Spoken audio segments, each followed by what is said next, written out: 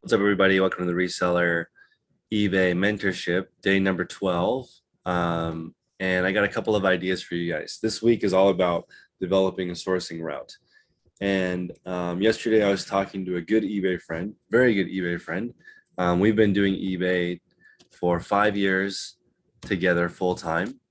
And I was looking at her, and almost every single year that I've known her, she's made less money on eBay, with the exception of 2020. She had a record year. And the reason why she had a record year is because there was a record number of people shopping online. She didn't actually do anything different. So she's a typical retail online arbitrage lady. So she goes to Macy's, Kohl's, Marshalls, Lowe's, Burlington, Ross, TJ Maxx, all those stores looking for stuff. And her income is variable, it goes up and down. And every year she's made less money because the expenses have gone up. Shipping goes up, the cost of storage goes up, eBay fees go up, but she is the same skill level as 5 years ago. So what happens is everybody, I'm making a chart right now because um, no shade on any other Facebook groups, but I sometimes nickname those groups anything but work groups because they just talk about all these things that don't matter. And I made a list of it, and I'm going to share it with you guys in a little bit. But essentially, if you do the same thing every year, your skills compound, your resources compound because you have more money this year than you did last year. Your connections compound because people now know you as a certain thing in your niche. And those compounding elements easily offset the increase in expenses. So, but if you don't get any better, if you just go to your goodwill route and that's all you do, you don't do anything beyond that, you will never have any ability to bulk buy. So bulk buying is the secret to reselling. Buying larger quantities of goods, and that doesn't happen overnight.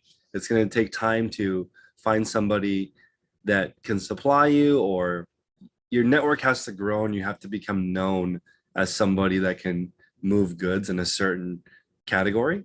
So that compounds, and there's no way to actually rush that. You start with business cards, you start with the reputation, you make the best store that you can so people can look at it. But essentially, she was telling me that a bunch of people, they cross list and they do a bunch of chasing and running around looking for things. I think that is because when you have a limited amount of time, people only do shortcuts. They don't work on things for, like, they don't think long term if they have short amount of hours. So of course, some people like me, I'm dedicated to this. I've decided I want to make e-commerce my living. So I'm not in a hurry now. I'm looking at how do I get better at this over the next 10, 20 years.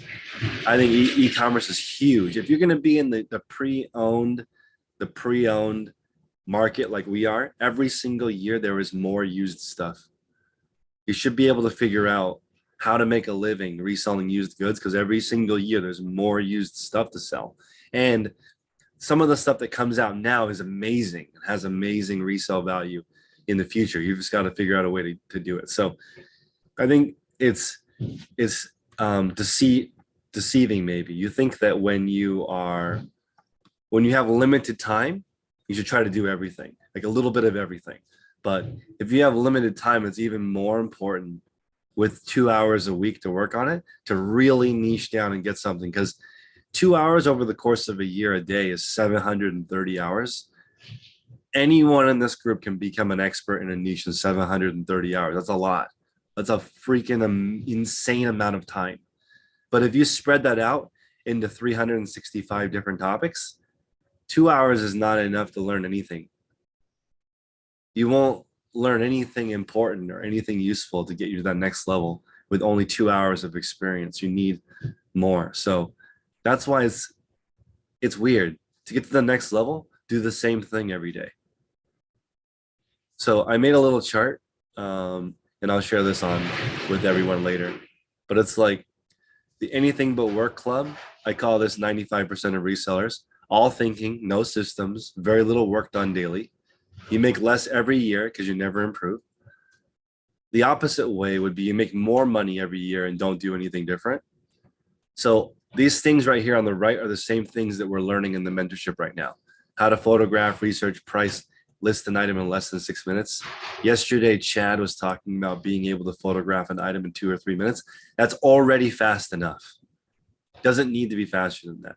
Develop a local sourcing route. So over time, as Chad becomes known as something in his area, he gets more and more opportunities to buy bulk.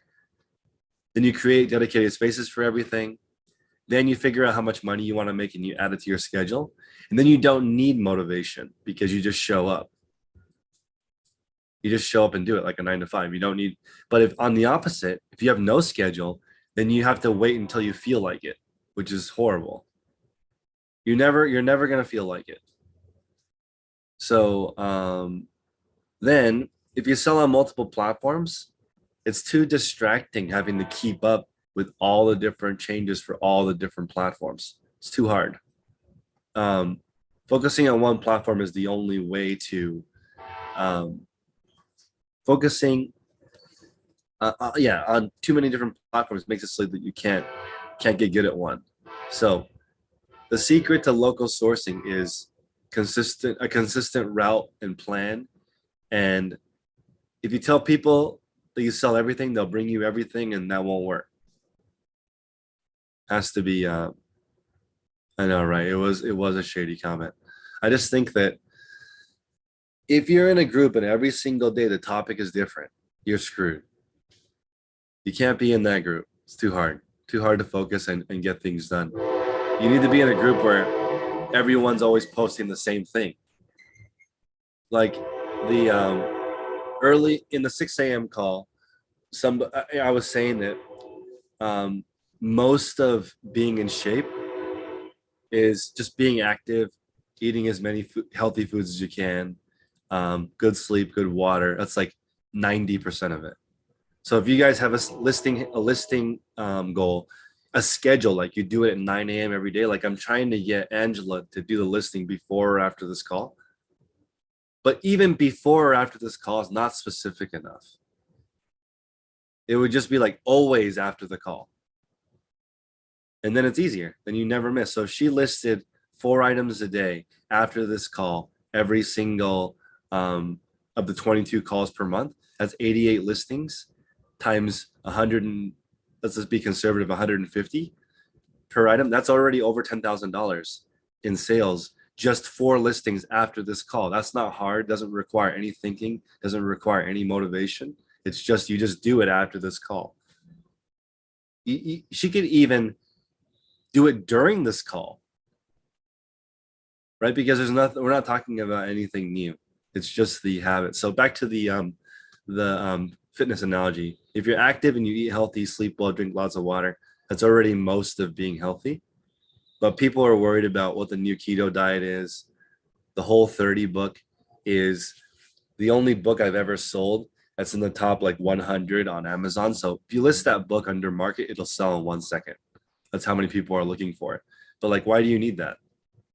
You don't need a book that tells you what to eat. Most people already have a good idea. So that being said, this morning, a lady said that she can't lose weight because she's older and menopause and all these other things. And I was thinking to myself, she is obsessed with failing. She knows every single reason you can't be in shape.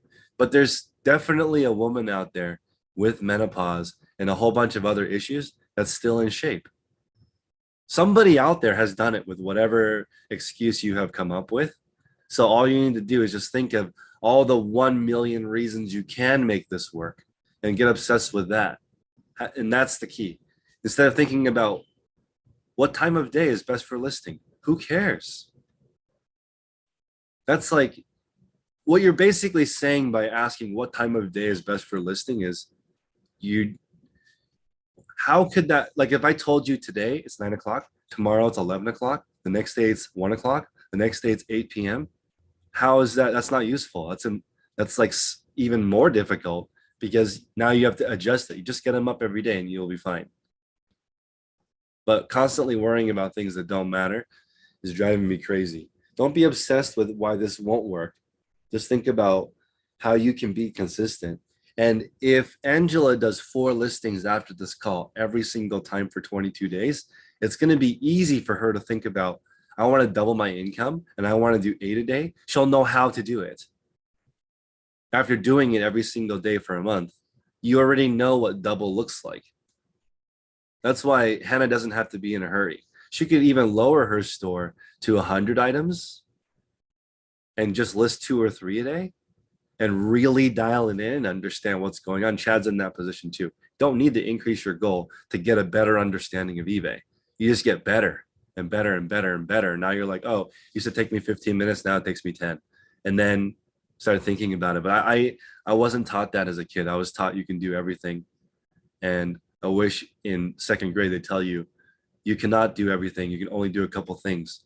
So be, I know you're only 8 right now, but you can only do like 5 things in your life. So pick one. You want to be an astronaut? Okay, that eliminates professional swimmer. Can't do both. So maybe you could do both, but like sequentially, one at a time. So I think, let's see, did David get in? Let's see. I think so. All right. So that's it. Just need to figure out how much money you want to make, factor that into your schedule, and then develop a sourcing plan, which is what this week is. So everyone should come up with what is your sourcing plan? For me, my sourcing plan is 3 hours a day. I'm going to research local suppliers every day. I might just do that the rest of my life because that's like 99% of if I dropped off 100 profitable items at Stephanie's house, let's say they are fish tanks.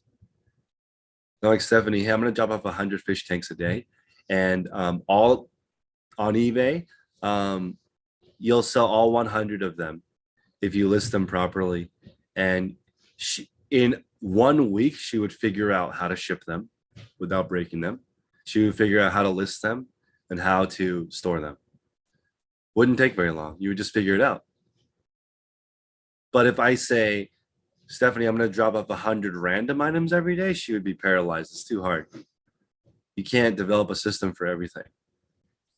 So that's what goodwill is, essentially, is when you get stuck. But the longer I do this, the more obvious it is that if you don't pick something, you're screwed. Because all the people I learned reselling from are worse than what I learned from them. You wouldn't even think that's possible. But 5 years later, they're worse at reselling because they have the same skill and everything is way more expensive now. When I first started, the flat rate mailer was like $6. Now it's $8.50. It's already like 30% more expensive in 5 years. First class mail is going to be $10. If you're not like awesome at reselling, you will not be able to make it work. It's too expensive. So everyone's commenting on your big pony polo. But I think that's the key, is becoming known in your niche as something. And so people can bring you stuff. That really is like the biggest hack in the world. And it doesn't matter how big your store is. That's the weird part. If you were the pony expert, the Ralph Lauren expert, actually, there's plenty of stores on eBay that only sell. I know we talked about people in the group doing that, but there's plenty of stores on eBay that only sell Ralph Lauren. Tons. If you just start researching them, you will find stores that only sell polo. Think about how much easier that makes it for the Goodwill manager to help you. I'm going to give you guys another example today that is maybe easy to understand. So let's look at my friend Ahmad. He's an an outlet shopper. He shops at Michael Kors, Kate Spade, and Coach, just 3 brands. So when you go to Michael Kors, if you go to the outlet, it'll be all these products. So you can see he sold 841 of these. This is his listing, right? So he made this picture. He used his own photos. These are not stock photos. So he took a picture. I love these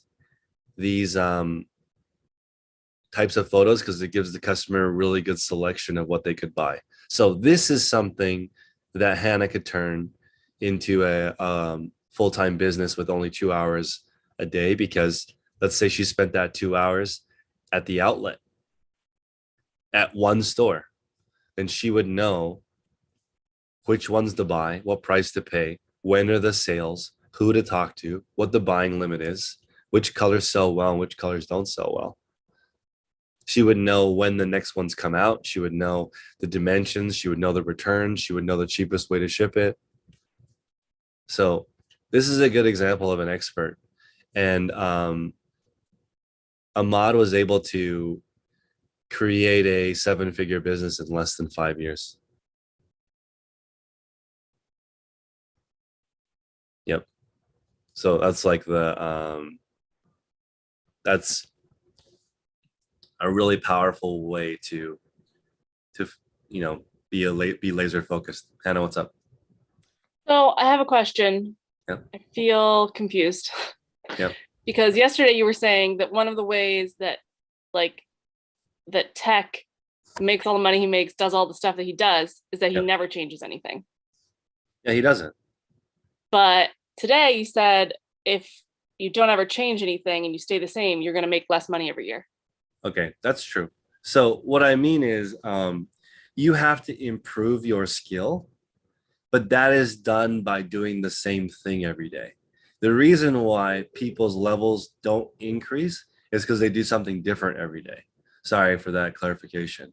So if every day you wake up and do the same thing, you're getting better at that thing, and that compounds.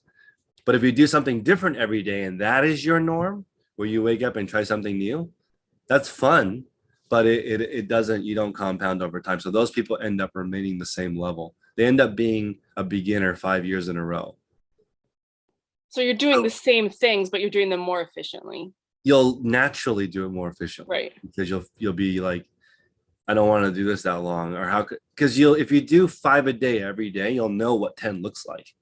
Mm-hmm. It's just the people who sometimes they do 5, sometimes they do 8, sometimes they do 15.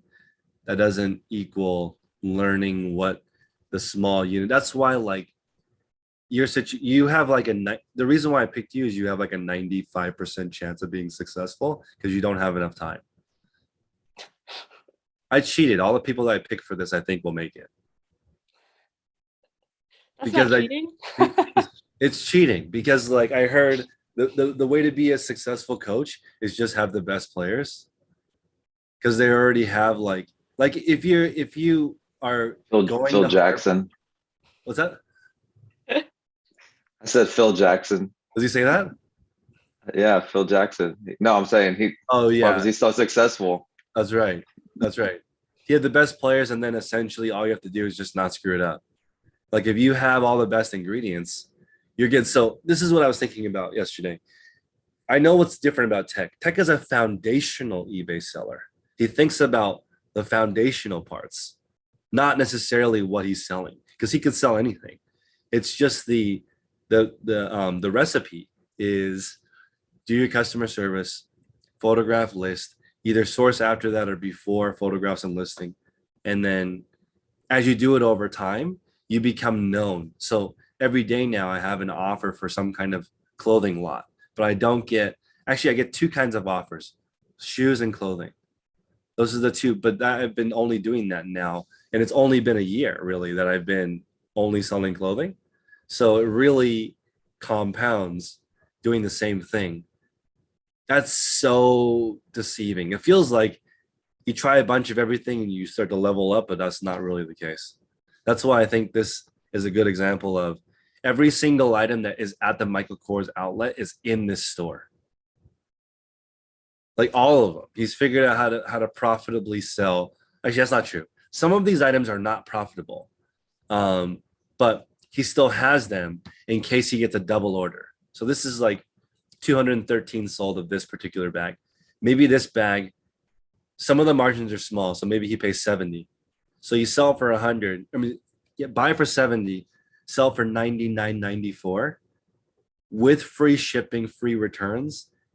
This is like really small margins, but maybe he does this so that he can get someone that buys 2 things or 3 things, or maybe it helps him buy a larger quantity at the store because the manager's like, you're helping me sell these purses that don't sell very well, so I'll give you a deal on these purses that do sell well.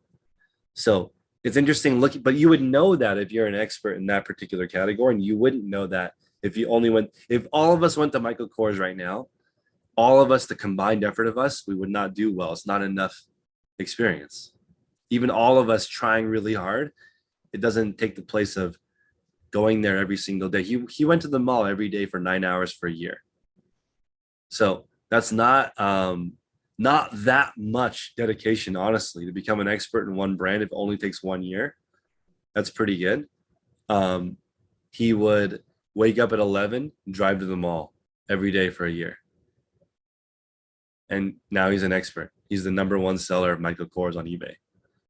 And it would be very difficult for you to enter because he knows what days you can go to get a slightly better deal, so he can offer that price. If you go in, you may not be able to sell. Maybe this bag might be $80 at the outlet. So how do you even make that work? Doesn't work. So you would need to figure out on what day, at what timing, at what volume, and what manager are you able to get this at 50 so that this is a decent margin. So, yeah, it is deceiving, Hannah, to do the same thing every day, but because of that, you improve. Chad, what's up? Yeah, along those lines, man, maybe you could help me kind of narrow this down, because I'm trying to do something like that, not necessarily, spend 70 to make 90 or something like that, but looking at, I know y'all advise to look in our area, what can we find in our area in abundance that we can replenish. And 2 things that keep popping into my mind, one is used, one is, I think, new, but one is like Wrangler or like cowboy style jeans. Living in Texas, I find all that stuff. I can probably exclusively sell Wranglers, but they're going to be used and they're not high, profit per item, maybe $5 to $10.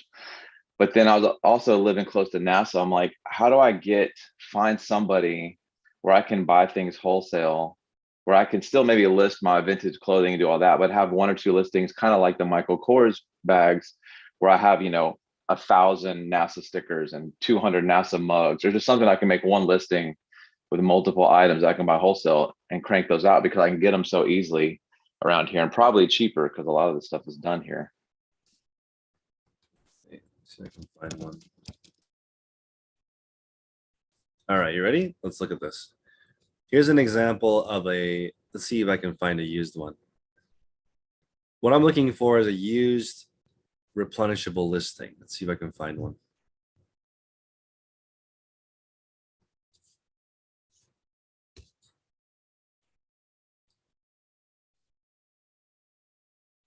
Look, pre-owned, best match. Let's see. Wow, I'm surprised that there isn't one. Usually you can find a, let's look Wrangler. Wrangler jeans. Okay, so obviously these ones are multiple of the of new, right? So this you have, 36,000 sold on the same listing, right?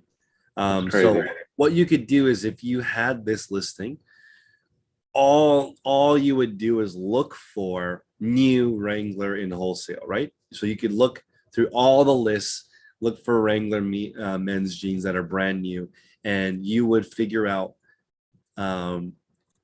you could basically offer probably up to $15 on these, honestly, because you've already made the listing and you already have the traffic, right?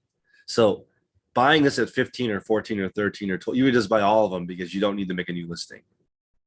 All of those are profitable. So I'm trying to find an example of this pre-owned. it's much easier to do new, but the margins are small because this buy cost is definitely like 15, which is slim. That's not like selling a brand new pair of jeans for 19.99, and I know that at 8.99 you actually lose money on shipping because these are over 1 pound, over 1 pound, so they ship priority, and so this is going to go in a flat rate envelope or a padded flat rate envelope, and the eBay fee on $9 makes it like under 7 that you actually get. And that's less money than the shipping actually costs. So this person loses money on the shipping. And you can't get this kind of volume without paying up. So this is an example of something that this person is probably an expert in how to get Wrangler jeans. Could you, like, because I know that the styles like the 13 MWZ is like the cowboy cut, the one that everyone looks for. Yep. So if you had that and maybe a couple other cuts, could you just make a template, of each cut and do used, and then, but I guess then you still have to make a new listing for each pair unless you found some that were identical in condition, because condition's the issue when you're listing used. So this person also has used jeans, and the template is, I'm assuming, the same. They're in Florida, but they have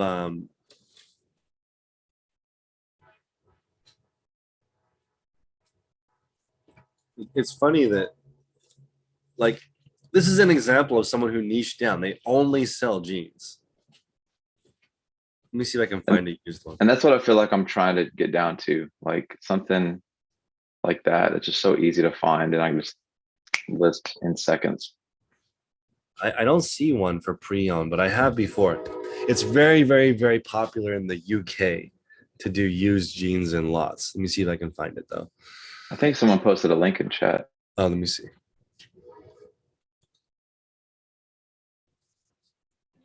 Yeah. Yeah, here's a good example. There, Chris, they do jeans, and the other link does Levi's jeans shorts, which have obviously been like altered, but they're constant listings that they just replenish. Yep, that's right.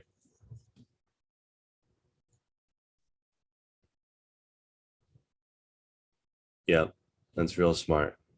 You can even create these. Well, that actually brings me on to a question I've got, Chris, if you don't mind. Actually, I can buy slightly damaged Levi's for £1 in the UK. Mm-hmm. By the ton. I can get them pair after pair after pair.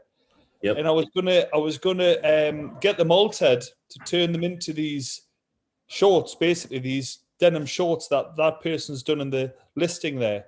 And it would be so cheap to get that done. I think they charge shipping as well, but don't quote me on that. Let me have a look here. Yeah, they do. So basically they're £13 plus £4 shipping. So the sell price is basically £17.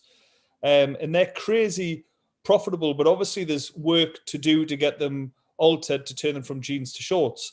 Is that something you would think would be worth doing for us? Maybe. So I tried that before because I found, hold on a second.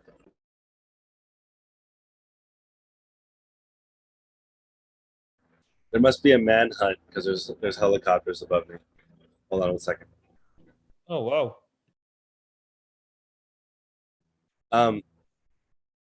I tried that, and you can actually sell the jean material to crafters as well. So you can make money selling the denim legs, just the leg part, after you make them into shorts. And the high-waisted Levi jean is insanely popular, the short. Awesome. Yeah, it is worth it. You can also bedazzle it and sell them for $80 a pair. What is in? Add some diamantes onto them or something. Personalize them. Let me see if I can find one.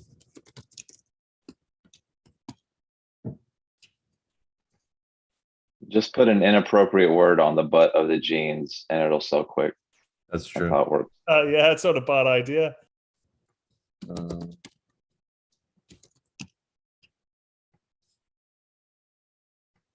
See if I can find them.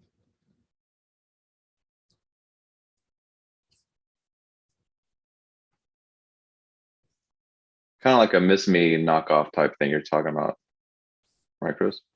Yeah. Let me see. I need to oh, I need to look in women's.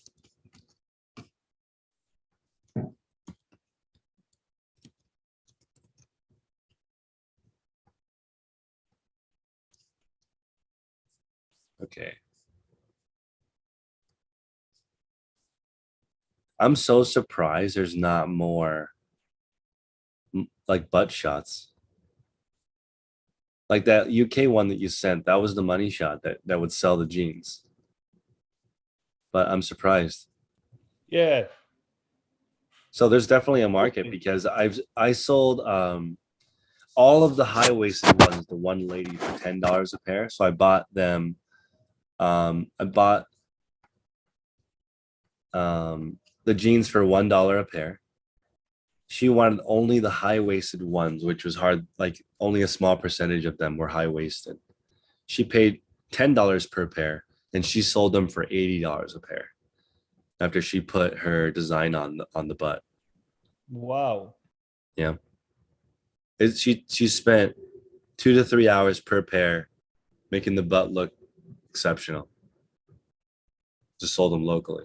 Because that jean short, provided it's the right size, looks good. So already. But everyone has it. So I'm surprised there's not more customized ones. I'm assuming eBay is not the right demographic for that customer.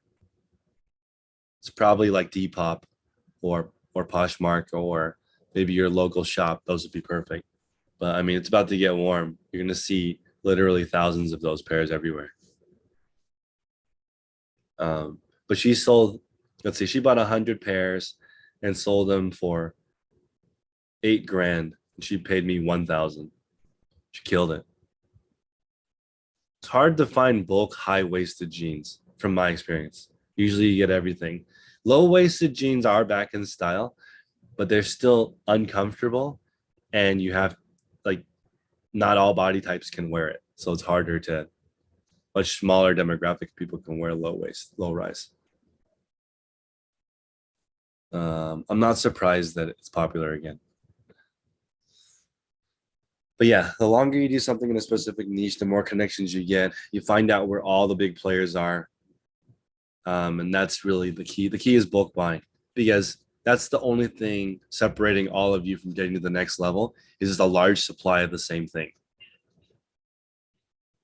You know, that's what you're doing when you buy a franchise. You're buying into somebody's supply. Let's see. It Yeah. sucks, Chris, because like I know it's out there, right? Like for everyone in this call, that connection's out there. And it drives me nuts that I can't find it. I'm like, where do I gotta go? Like I'll go to whatever it is, I'll make the conversation, have the conversations, Right. you know, make the sacrifices, but it's like a puzzle. You know, it's like I know somewhere there's somebody that would sell me NASA t-shirts for like $2 each, and I could sell them for like 20. Yep. And buy probably 1,000 of them, you know. That's a good point. That is out there for everyone. And I want to remind people that while you are looking for it, you can be an everything seller, because in the beginning, you don't have a niche. So you just do the best you can. You go to a garage sale, you get the most profitable 10 items, go home, list them, sell them. But then over time, you start to figure out, I don't like selling this. I want more of these. And you keep getting into it. And eventually you can only sell one thing. That's over time, you start to narrow it down and just focus on that one thing. I think that the quote unquote easiest brands to do would be Polo, Ralph Lauren, and Nike. That's the easiest. Almost everyone has access to that. If all you did was look for wholesale Nike or Ralph Lauren, you could find it. I've seen lots before, vintage lots that are only Polo. So you just got to keep your eye out. Vintage t-shirts also, I thought it would be hard to find. Not really. Like I even found dead stock vintage shirts. So I mean like all the stuff is out there. It's just and there's a lot of blanks, vintage blanks, and those ones are even more fuzzy because like sometimes people print on blanks, right? And that's difficult to. It's like Vintage blank sweatshirts, man, sell quick. You can, if you got vintage, like, jerseys, 50-50 sweatshirts, Mhm. those will fly out of your store. Because there's a huge market for that, the high end, rare, one of a kind. Also, it's nice. Like one thing I wish I had done more of is the common stuff is good, but it's nice if you are in a category where you can get the home runs. Like as an example, for jeans, I'm glad that in my niche there are jeans that are between 50 and 100. But if you're in the vintage game, you can find stuff that's worth 500 to 1,000. So that really helps when you're in a niche where you can have a ridiculous home run once in a while, because it helps fuel on the fire. You can't just pick one, just like regular jeans, but it's just not very common to find a $500 to $1,000 pair of jeans. It's extremely uncommon. Even if you're only looking for vintage Levi's, getting to that price point is really hard. Let's see. Talking about this. So yeah, everyone is just one supplier away. It's also possible to partner with somebody that is already big in that category and sell their offshoot. That's if you can find somebody in your local area that sells a lot of something and you sell their excess, that works really well. So in the group, there's a call with Tech on January 5th where he goes over the local zip code search. That's a huge tool. So you can actually look on eBay by zip code and figure out what kinds of things sell in your area. And that's how most electronics sellers get started. They look up the different zip codes of the people who sell the most things, figure out who has all the supply, contact that person, and then maybe they can supply you. On eBay, to resell back on eBay is massive. It's really big. Like, this is something interesting. Let's look at this.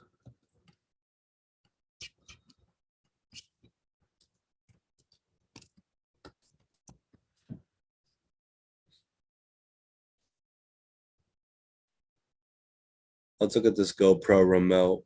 Okay, so this listing, this is not a big seller. But essentially what you could do is, let's say you wanted to resell this GoPro remote and you look this up and there's 297 available. Let's look at the solds. 258. Now this is really high because most of these listings have multi-quantity. So the fact that sell-through rate's that high with only this many listings is pretty staggering. But my point is, you see all these people with like 50 or 60 available that are small sellers. You can get the supply from one of the bigger sellers on eBay. So we didn't identify any big sellers in this exercise. Let's see if we can find one. No.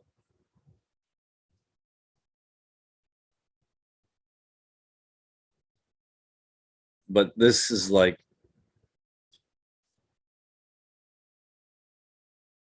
are these pre-owned? Let's see. No, these are new.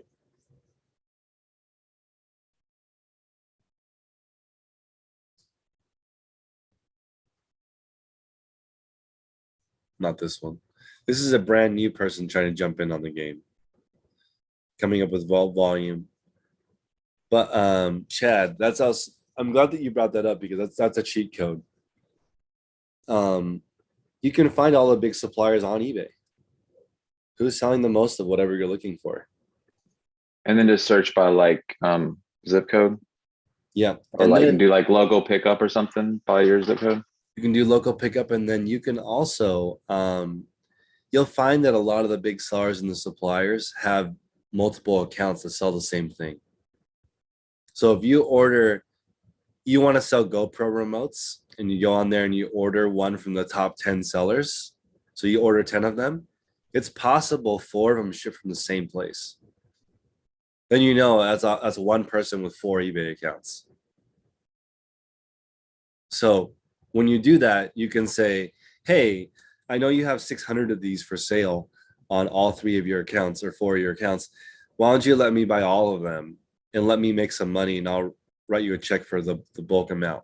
That's how one of the ways Prince got started, was he was just buying bulk from other eBay sellers that were big. He would figure out a way to add value, which is important. So for example, David might develop a process to bedazzle jeans, then figure out who the jean sellers are, get them in. He has a process for adding rhinestones to each pocket. That would be a way for you. The best way would be for somehow you to add value. Hannah, do you have a question? I had a comment related to that about like trying to get like a good deal on eBay or on any selling platform. Is I would say, in my very limited experience, like doing the vintage Coach stuff. I mean, I've bought like 50 bags, but is to not be afraid to offer, like just give an offer. I think a lot of people are afraid of like offending someone, or afraid of like lowballing or whatever. I mean, like, don't like crazy lowball, like ask, can I have this $70 bag for $5? But I have found that like, as much as like we're all on eBay and we want to get the sales, like they want the sales too. So like I have kind of had to like get over my fear of throwing out an offer, and like a surprising number of them have been accepted. So that's just a comment I would have about that. Like if you don't offer, then you're definitely not going to get it.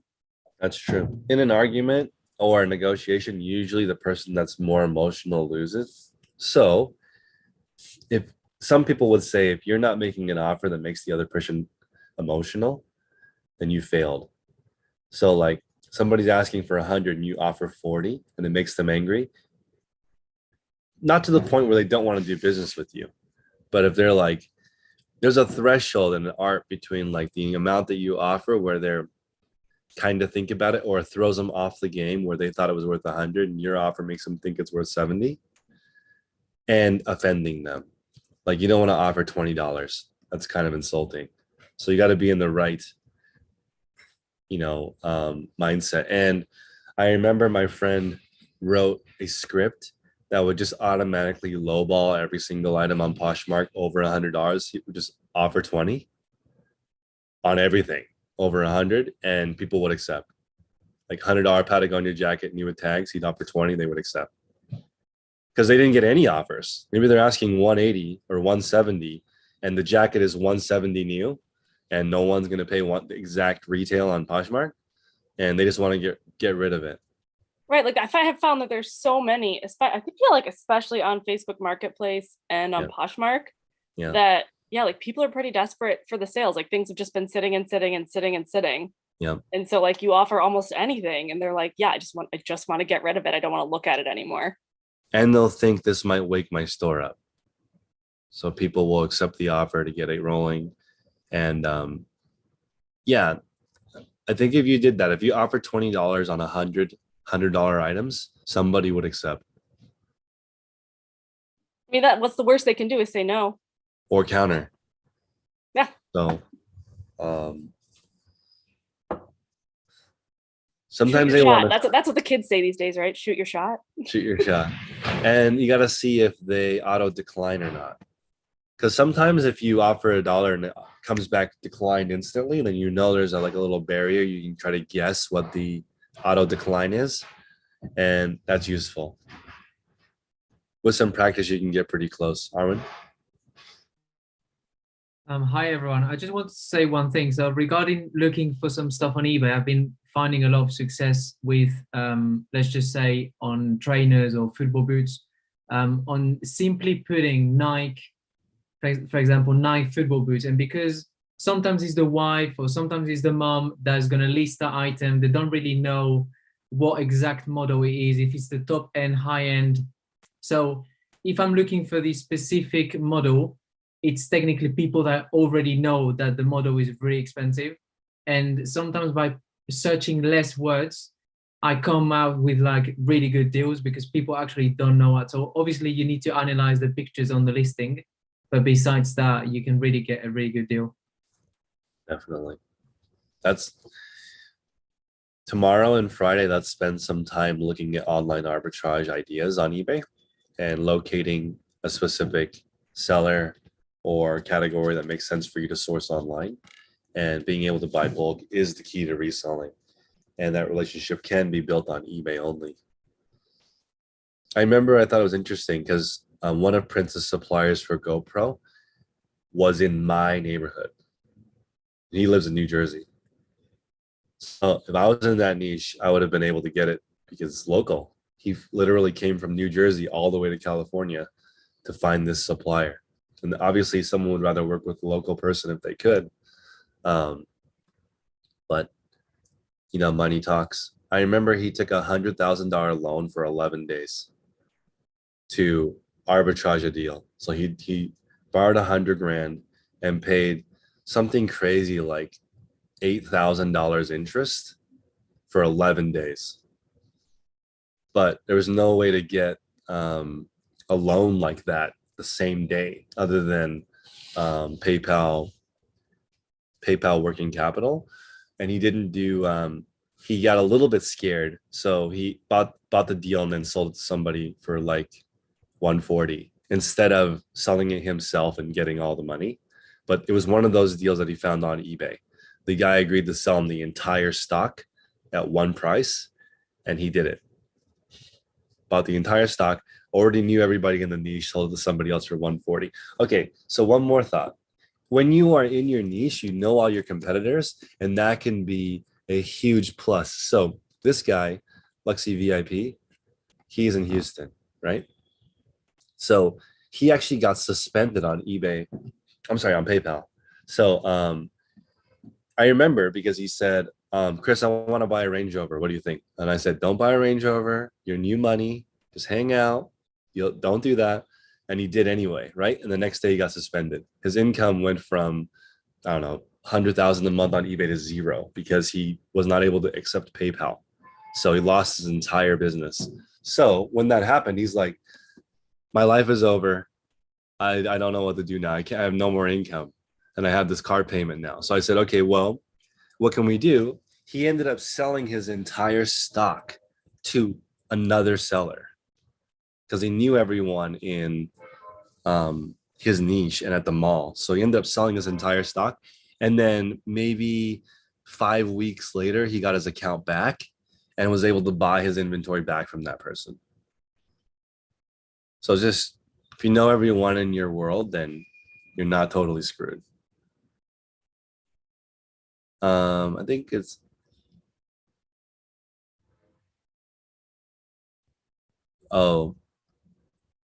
Starlight. Is your name Josh? I can't remember. Joel, that's right. Joel's saying that he'll often send a message to the seller right after making an offer, and a lot of times they respond and you work out a deal. That's definitely true. So one key for that is looking for lots. So just type in shoe lot, jean lot. Let's look right now, see if we can find one.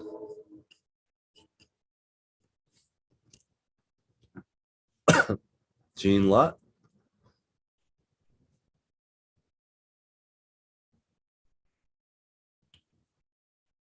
$5,000 pieces wholesale, 2 available. Cincinnati.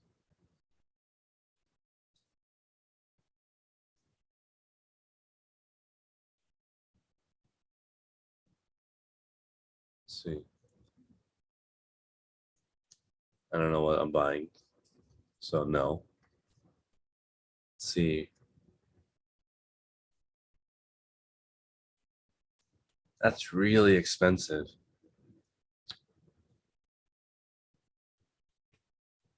Let's see.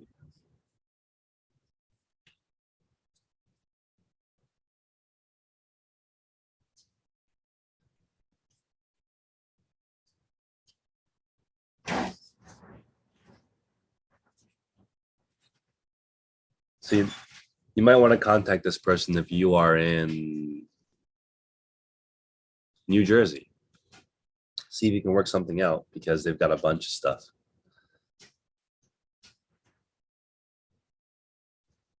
And it's all new.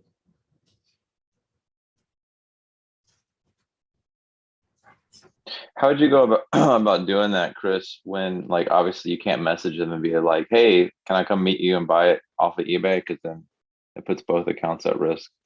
Buy the cheapest one. Buy the cheapest one and then just what message after that? Yeah, you can get their phone number and contact information after a sale is done. Okay.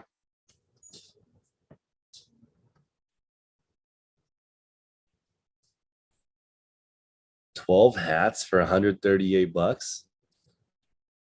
They're taxing. That's a lot. They don't even have a picture of all 12 hats. Tommy Bahama is not where it's at.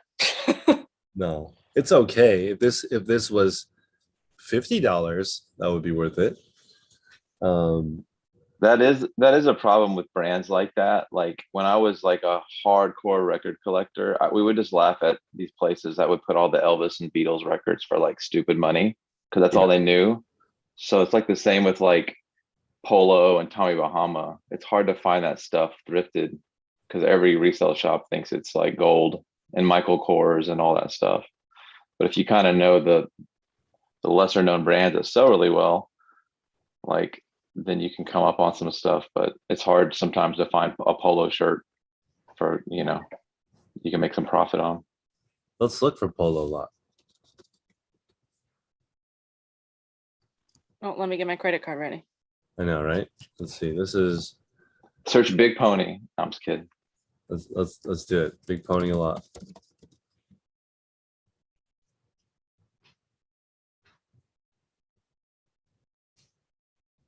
So for clothing.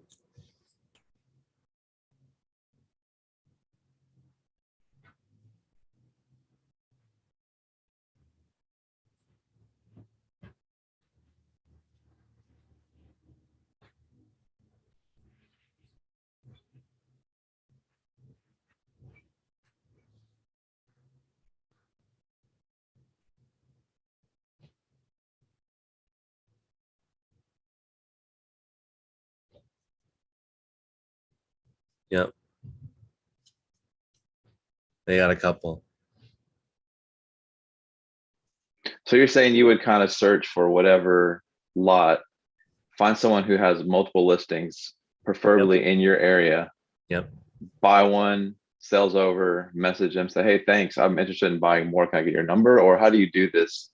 That's exactly how you do it. Okay. But imagine if you did that 2 hours a day for a year. Yeah, you'd hit eventually. You would hit. So that's like the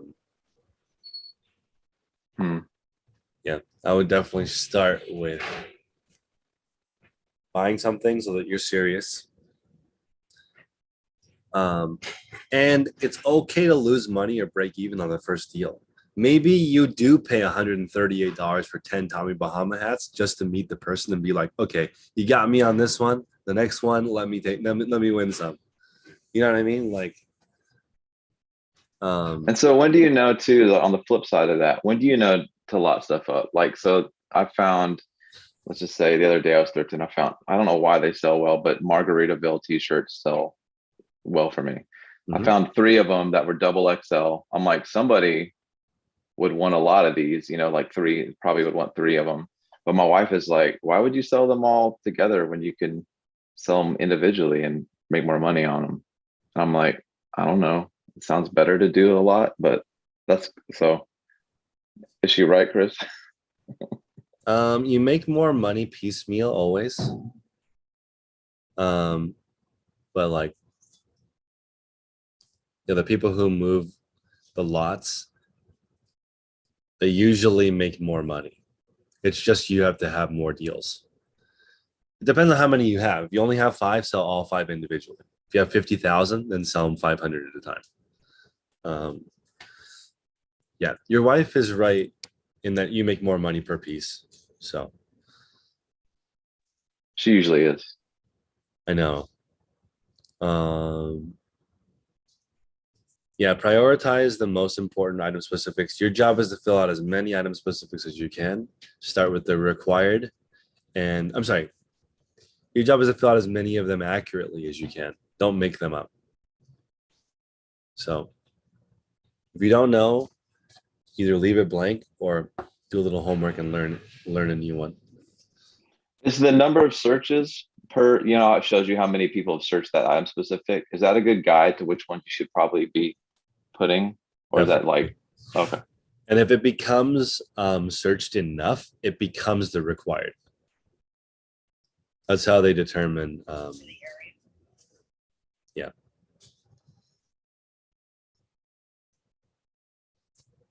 Yeah, that's how they determine. Let's see. Yeah, I think that's the key. You look for Big Pony in your area online. Eventually, you find the Big Pony supplier.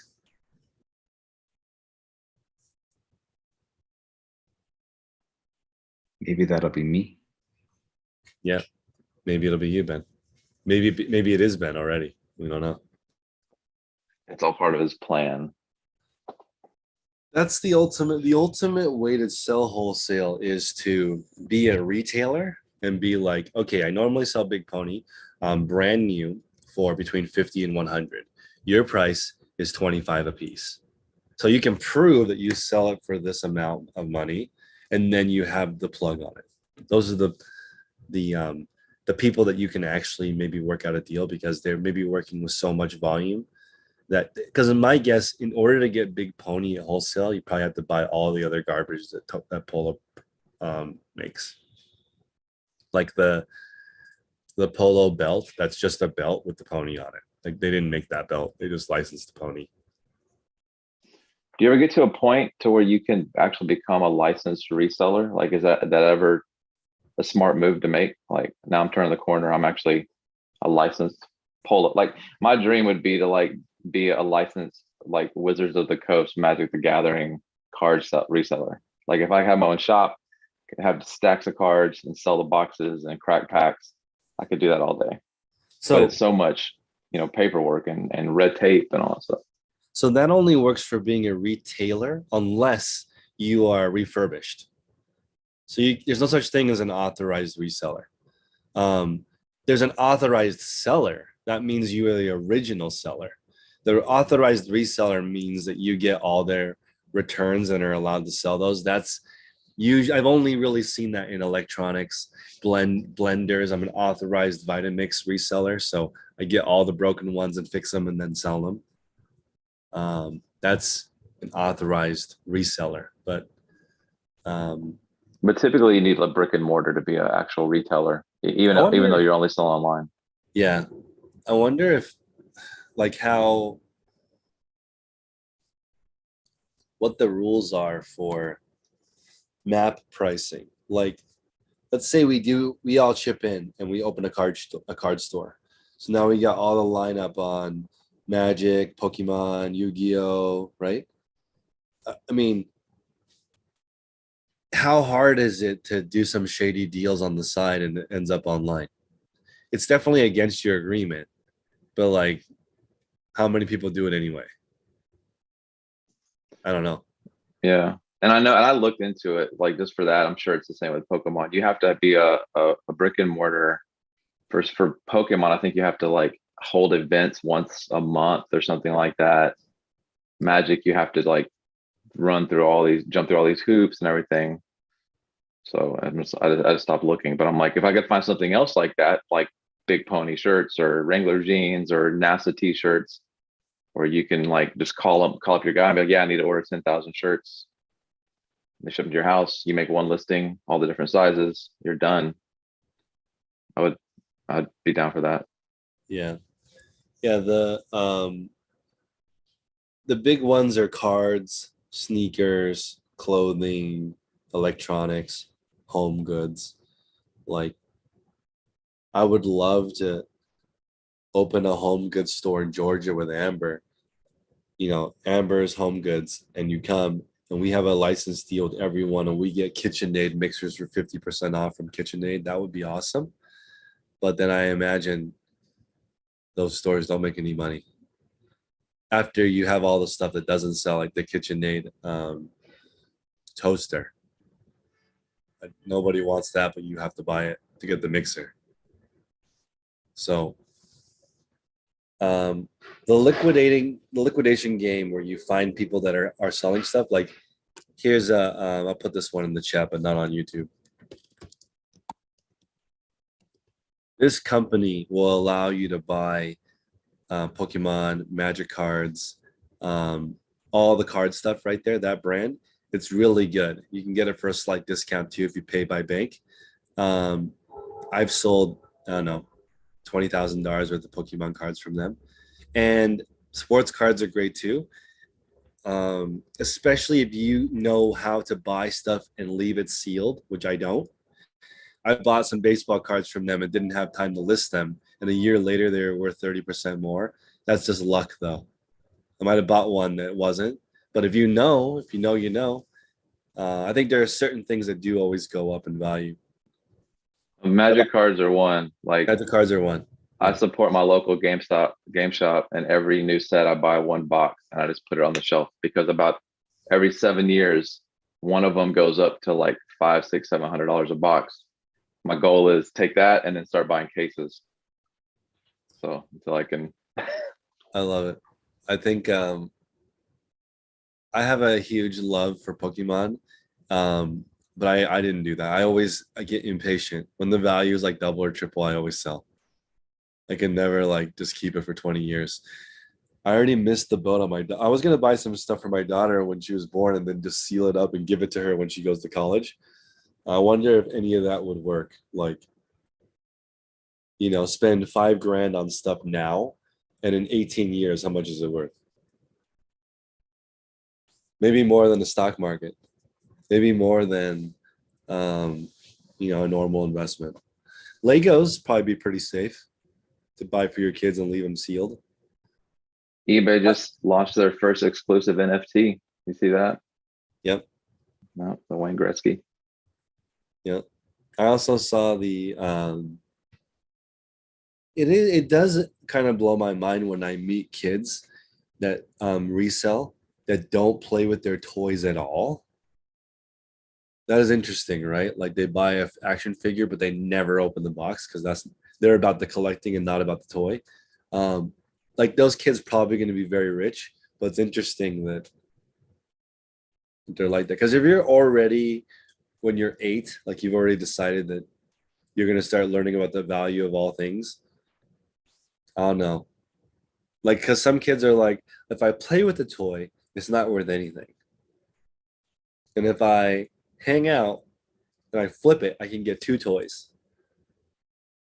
Or the kids that like, oh, I'm not going to spend the principal. Because when you're a kid, it actually works, because if you saved $1,000 as an 8-year-old, then the $80 that you earn a year is a lot of money, right? You can do something. You're the king of the world if you're 8 and you make $80 in interest over the course of a year. But if you're 40, $80 doesn't do anything.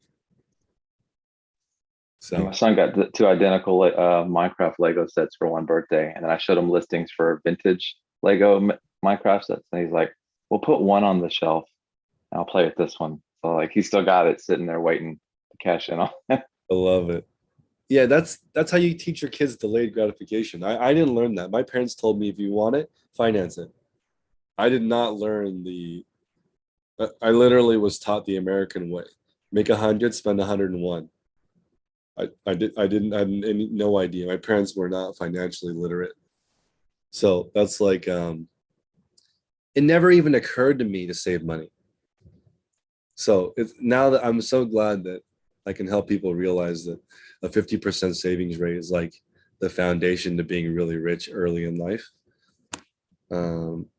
And we are also going to add in a stock call and a real estate call. We're going to group in crypto with stocks for now because, yeah, but we're going to add both of those. And in a couple of years, it'll be pretty interesting because people will have saved 10,000, 20,000, 100,000, and they want to put it somewhere. And we'll be able to see what happens. Now that I'm not on eBay, I have more time to think about like what do we do, and then reselling is different. Like for me, obviously, if the best move for me would be able to figure out a plug on supply, like the company Flip, that they are trying to like match people with supply and people who resell. And I was trying to get them to agree to just send every single box to me. I don't want to look for stuff. If I had 13,000 people in America sending stuff to me, that would be way better than me having to go look for the stuff. And then I could just make lots and sell to people. That would be the best use of my time. But they don't want to do that. They want to just spread it all out. But I'm thinking for somebody who has no interest in building a business and they have 10 to 20 hours a week, they should just be a buyer for a bigger seller.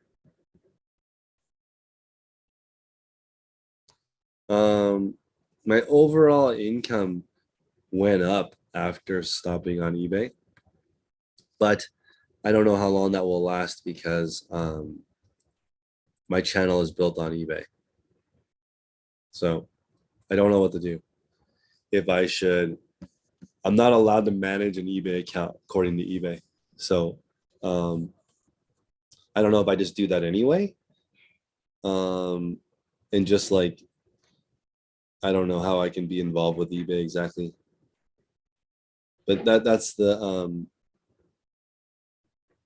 yeah, that's the main thing. eBay is the best way to sell used goods ever. What's up, Chad? Quick question. This is like happening right now. So I'm like, I got Chris here. I'm gonna have him help me. Yep. Got a graphic tee, Obey Giant graphic, full graphic tee. Paid $1 for it. Giant tag? Huh? Giant tag? No, the Obey Giant, Okay. you know. Yeah, Yeah. okay. I listed it for $13 plus $7.99 shipping. I get an offer for $7. Is that an auto take or do I crack back? If it's easy to find, I take it.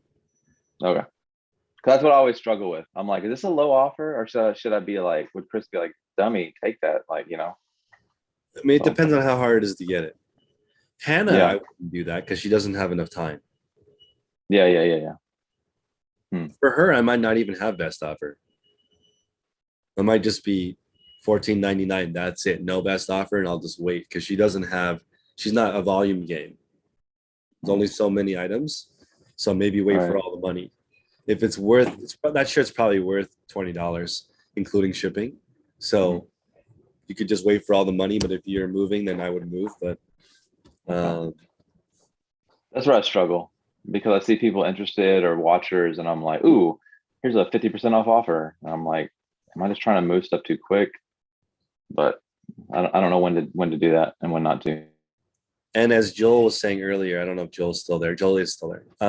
If you include a message like "Thank you for your offer of 7, I'm looking to get around $10 for it. I appreciate your offer. Thank you for your time." If you can somehow say thank you, but no thank you professionally, sometimes they bump. But if you say like, "I'm looking to get closer to 10," they might be like, "I don't really care what you want. 7 is my best offer."